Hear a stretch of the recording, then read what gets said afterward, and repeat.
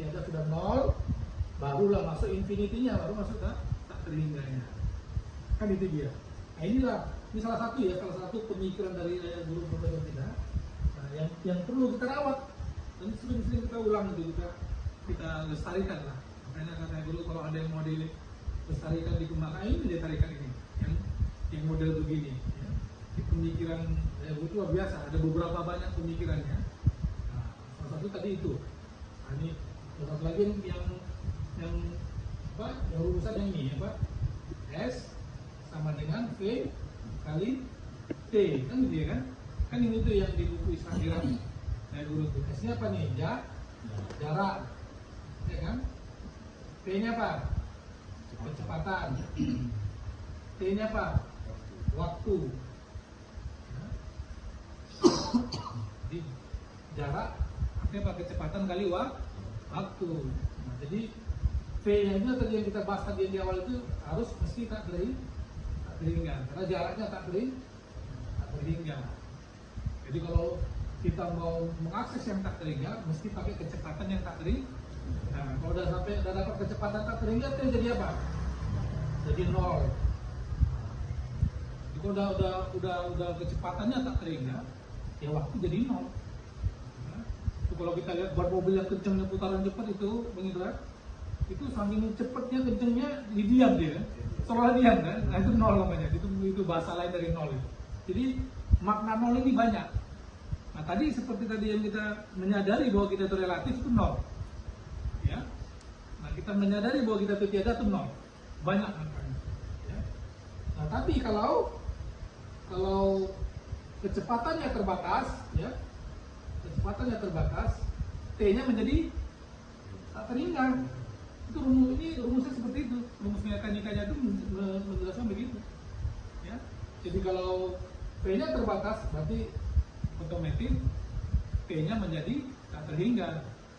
Intinya salah satu ini harus ada tak terhingga, gitu. Nah kalau T-nya tak terhingga, P-nya terbatas, apa artinya itu? Iya, tak sampai kita di sini, kita jangan tak terhingga, tak sampai ke Tuhan, gitu kan? Karena kita pakai kemampuan kita yang terbatas. Maka waktunya menjadi tak terhingga sampainya, ngerti ya?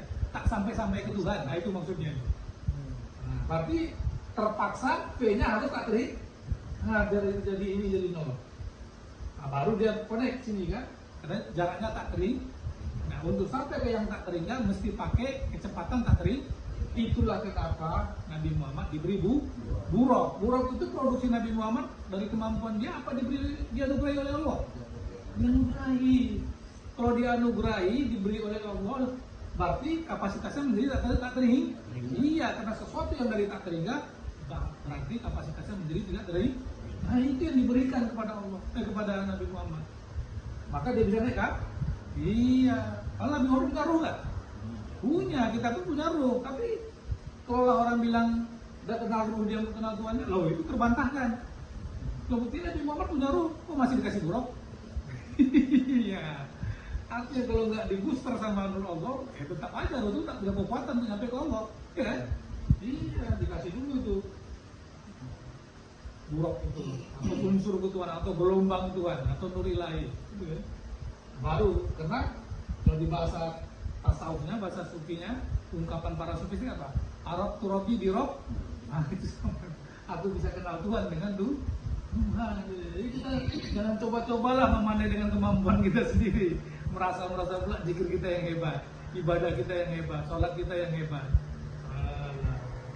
Nah kalau itu semua relatif nggak mungkin sampai ke yang mutlak. Mana logikanya tuh? Wah inilah hebatnya pemikiran, dasarnya pemikiran ayat guru itu ya. Nah ini kalau ada yang mau kita lestarikan lainnya. Jadi dia ya. Kayak sama dengan pikiran itu. Oh jadi sini kuncinya. Jadi kunci semuanya adalah nur Allah ini. Iya. Ayo sama-sama bareng-bareng. Nah, itu ada cerita. Bicara tarekat identik dengan zikir. Tidak ada bicara tarekat itu banyak konsep. Ya kan? Cerita konsep. Kalau kita tarekat itu landasannya cuma satu, Isra Mi'raj Nabi Muhammad. Itu landasannya. Ngupasnya harus secara teknologi. Ya itu kan tentang teknologi itu. Dia lintas dimensi. Masa lintas dimensi dibaca dari sisi hukum? Cuma tuh? ilmu hukum mana bisa connect masuk teknologi? Itu teknologi, itu bicara teknologi itu, saya kira itu. Ma'rifatullah itu bicara teknologi. Bukan bicara konseptual itu. Wah, jangan dikira, wah luar biasa berat itu ya kan. Maka Rasulullah itu berapa lama dia di gua Hira begini, ya? Arif Tasbih. Wah, berzikir dia, berkhalwat, tahanut sana gitu.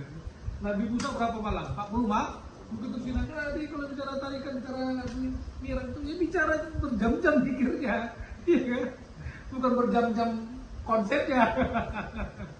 Iya, harus berjam-jam lah. Mirang itu berapa lama Nabi Muhammad SAW di dalam waktu dunia, di dalam kisahnya? Berangkat setelah Isya, kembali sebelum subuh. Kira-kira berapa jam? 6 jam. Sekali jalan 3 jam. Pulang balik 6 jam. Itu terjadi sampai dengan PKLT. Tapi secara waktu dunia dikira 6 jam. Dan jika duduk tawaruk begini 6 jam, boleh lah. Kan? Ya. Nah, tapi waktu yang dialami Nabi Muhammad di alam rohnya 6 jam apa 0? 0. Ya kan? Jadi sekejap kayak tadi yang mobil kencang itu ya bisa diam dia. Manusia melihatnya dari di alam dunia dia kira-kira 6. Tapi di sisi Rasulullah ketika itu sekejap aja. Paham ya? Oh iya itu dia. Ini kan jelas nih rumusnya kan itu dia kan. Kalau sudah tak teringat kecepatannya, waktu jadi 0. Ya, kan? Wah, luar biasa itu ya. Nah, kita pun